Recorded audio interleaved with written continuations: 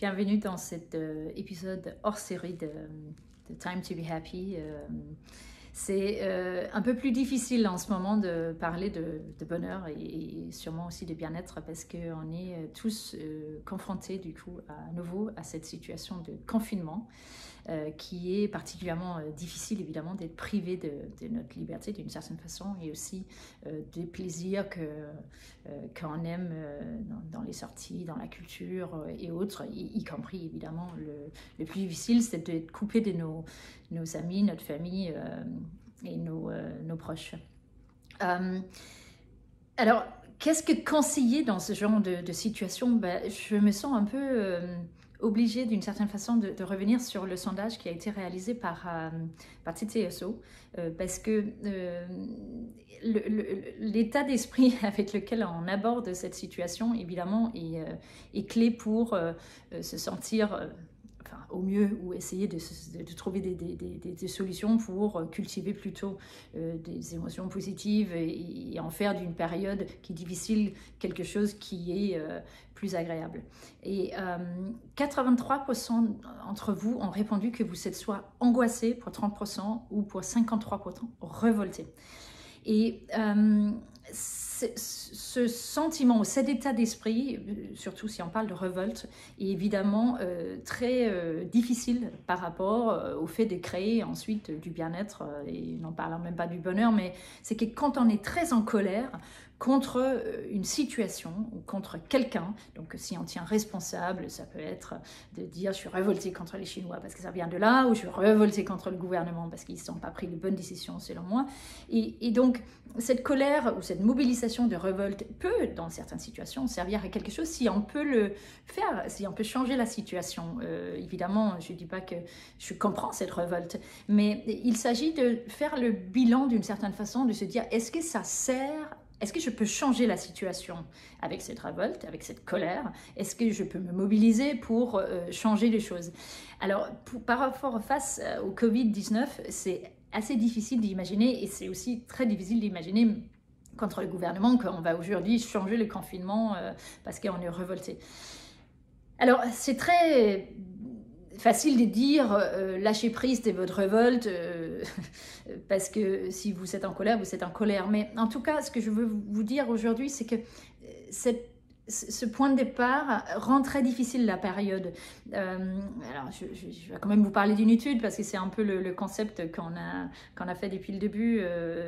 Et c'est qu'il y a plusieurs universités, à la fois en Angleterre, en Turquie aussi, qui ont regardé le lien entre notre capacité du pardon, c'est-à-dire une certaine forme d'indulgence et de pardon face à une situation, face à une personne, et le lien avec notre bonheur, notre bien-être. Et ce lien est déterminé, c'est-à-dire plus vous êtes capable finalement de dire est-ce que dans telle et telle situation, je peux laisser cette colère de côté ou cette révolte de côté et pardonner d'une certaine façon les Chinois, si on trouve que c'est eux les coupables, ou quelle est votre révolte, d'ailleurs, il faut l'identifier, c'est quoi, contre quoi, ou le gouvernement, et puis essayer de neutraliser et arriver à un point de départ où vous abordez cette période de confinement avec une certaine forme d'acceptation. De cet endroit neutre, on peut commencer à travailler sur les différentes sources de bonheur, de bien-être, des choses que vous pouvez faire. Par rapport à ceux qui sont angoissé. Je reviens sur l'épisode sur l'inquiétude. C'est que quelle est l'angoisse? Il faut le formuler, il faut aller au bout de vous avez peur de quoi? Et alors savoir que selon les chiffres de l'étude sur l'inquiétude, c'est que 85% de vos inquiétudes ne se réaliseront pas. Et ceux qui se réalisent, en fait, on a une capacité de résilience à beaucoup mieux gérer les choses qu'on ne le pensait. Donc ça, c'est rationnellement, évidemment, d'essayer de maîtriser un peu cette angoisse et essayer de pousser la peur ou ces idées-là, mais alors si ça arrive, je ferai quoi? Donc le fameux plan B, pour essayer de calmer cette angoisse et aussi, du coup,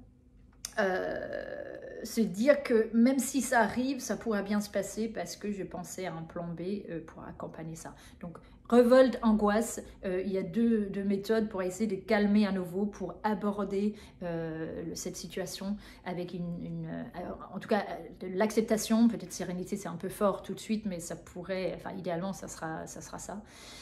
Et après, je veux dire, une fois qu'on a neutralisé la colère et l'angoisse, ou en tout cas réduit, on pourrait après faire appel à d'autres moyens qui sont des moyens dont on a parlé aussi, de la gratitude, que malgré tout, en France, on a quand même de la chance parce que on est encadré. Je pense que pour la plupart d'entre nous, on a des appartements, des maisons, on a de quoi manger. Si on tombe malade, on prend soin de nous, on est entouré des gens qui nous aiment.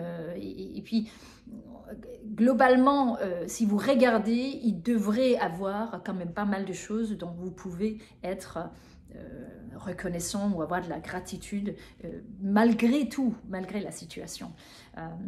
Donc, c'est dans un premier temps les messages, ou je ne sais pas si c'est enfin, les conseils, oui, au fond, c'est des conseils que je peux vous donner face à cette situation qu'on n'a pas du tout voulu, évidemment, ce n'est pas souhaitable du tout, loin de là, et à commencer à penser à tous ceux qui sont malades, tous ceux qui ont perdu des proches, leur vie, et puis évidemment tous ceux qui sont sur le front, les médecins, les infirmières, les soignants, donc...